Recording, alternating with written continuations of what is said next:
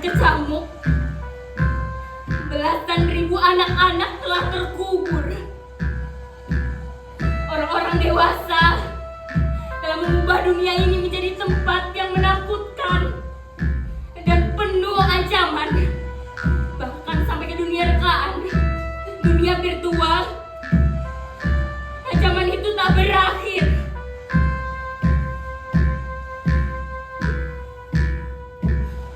Mengapa Tuhan tak menciptakan bumi yang lain?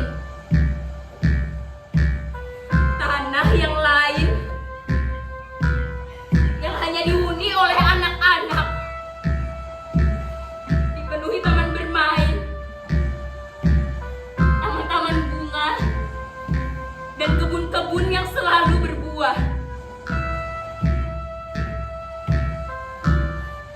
Tak mengapa kalau Tuhan ingin menyertakan orang dewasa di sana, asalkan hati mereka telah dilimpahi dengan cinta, bukan angkara, amarah, dan kebencian terhadap sesama. Supaya anak-anak tak tersakiti lagi, supaya ada yang menjaga mereka di malam-malam yang gelap, supaya ada yang mendekap mereka ketika kedinginan, supaya ada yang memastikan mulut-mulut mungil itu tak kehausan dan kelaparan.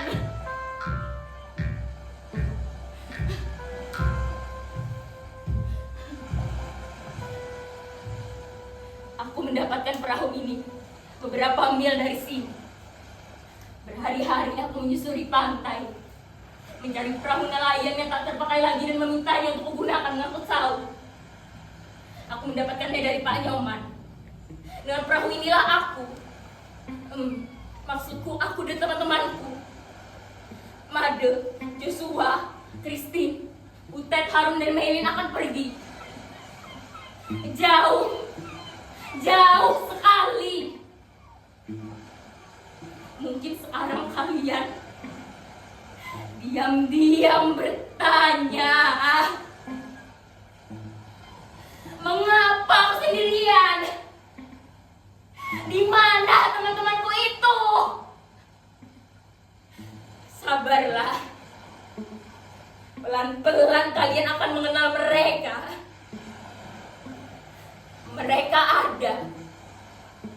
Hanya seolah-olah tak ada. Atau mungkin dianggap tak ada. Itulah mengapa aku menyisir ke daerah pantai ini hingga menemukan ide sederhana ini. Membuat perahu persaudaraan.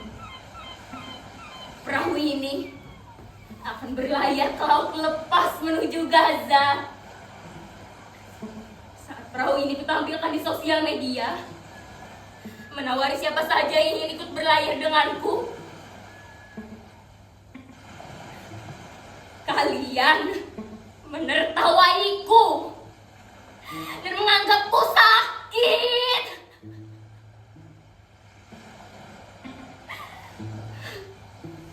Aku hampir saja merasa sudah tidak waras dengan ideku saat ini.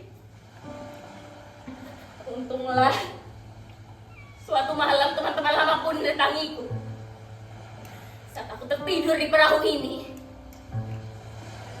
Aku mengajak teman-temanku berkumpul dan berpikir untuk melakukan sesuatu.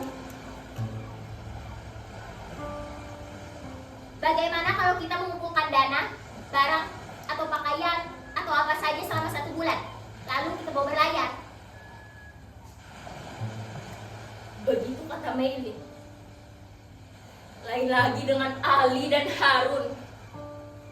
Mereka menyarankan kami agar makan secukupnya dan tidak berpoya-poya sebagai rasa hormat dan maaf kami kepada anak-anak yang kelaparan di Gaza.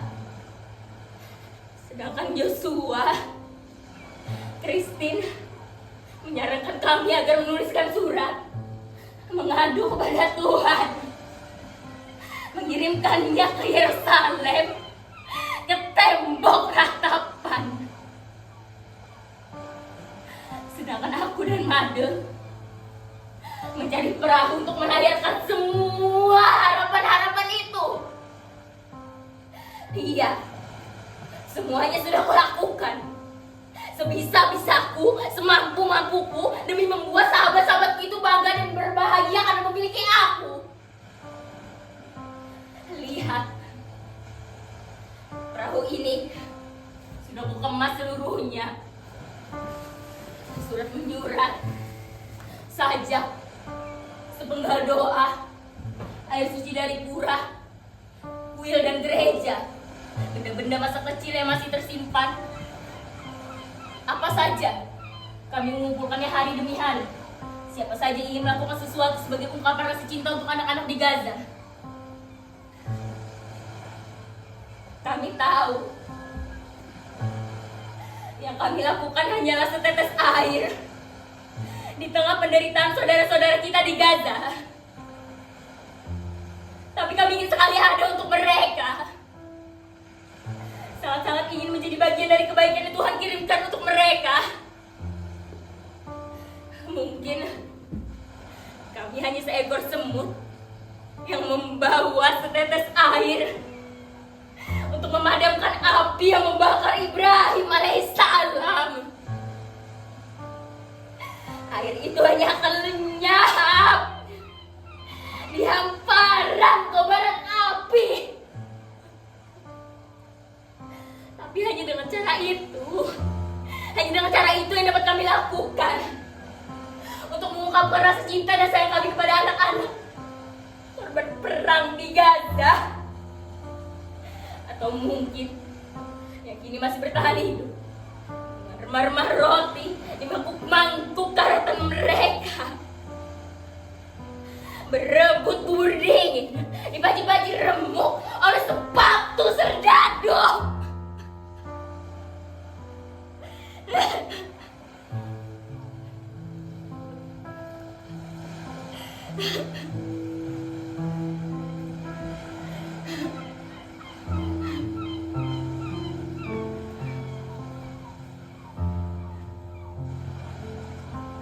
Made, kau sudah siap. Perahu ini sudah kuperiksa dengan sangat teliti. Semuanya aman. Joshua, Christine, lihat. Surat-surat untuk Tuhan sudah kukumpulkan. Sebagiannya sudah kukirimkan melalui pos, dan sisanya akan kita bawa dalam perahu ini. Ali, Harun, maafkan aku sahabatku. Aku tak membawa ketapelmu. Aku pikir kita tak membutuhkannya lagi. Lagi pula, tak ada siapapun yang kau hadang dengan senjata batumu itu. Kita akan ada berada di tengah laut. Maylin, ada apa? Apa? Kau tak jadi ikut dengan kita? Kenapa, Maylin? Kalau kau tak ikut, siapa yang akan mengatur kebutuhan kita sehari-hari? Apa? Kau akan ikut orang tuamu ke Australia?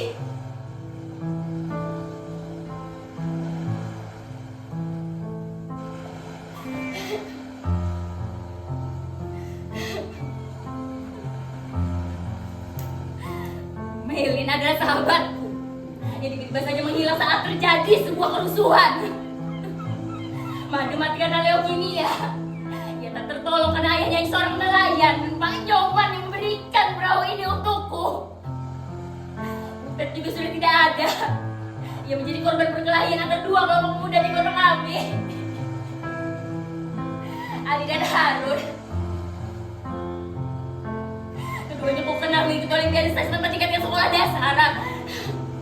Aku sempat melihat keduanya tertembak di dada saat menghadang serdadu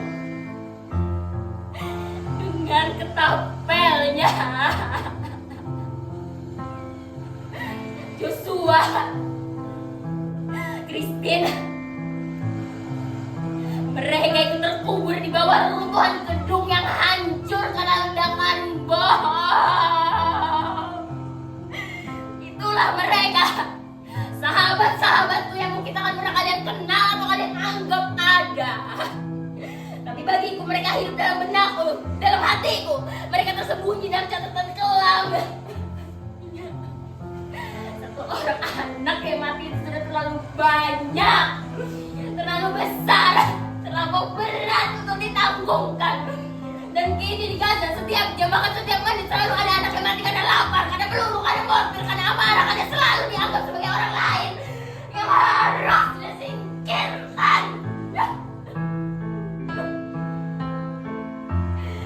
Mengapa?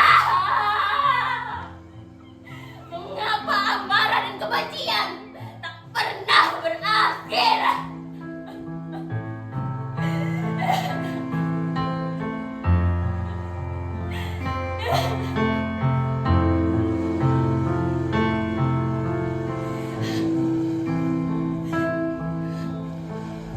Benda-benda ini aku dapatkan dari sahabat-sahabatku tadi. Dengan menyimpannya aku masih bisa merasakan kehadiran mereka. Saat kerinduanku menemani untuk anak-anak di Gaza dianggap sebagai hayalan gila, mereka mendatangiku dalam mimpi. Di sana kami memiliki sebuah perahu yang penuh dengan boneka, selimut dan mainan dan buku-buku. Dengan perahu itulah kami menempuh samudra. Kami seperti titik putih di tengah semesta kegelapan. Kadang seharian aku membayangkan ikan-ikan yang ada di lautan ini akan datang ke Gaza dan menjadi lauk-lauk yang telah matang di piring-piring anak yang kelaparan. Setiap hari kutulis surat rinduku untuk mereka, sekadar menanyakan kabar dan mereka ingin makan apa. Dan hari ini aku telah menulis surat terakhirku untuk mereka. Dan setelah itu perahu ini akan kularutkan ke lautan. Tuhan,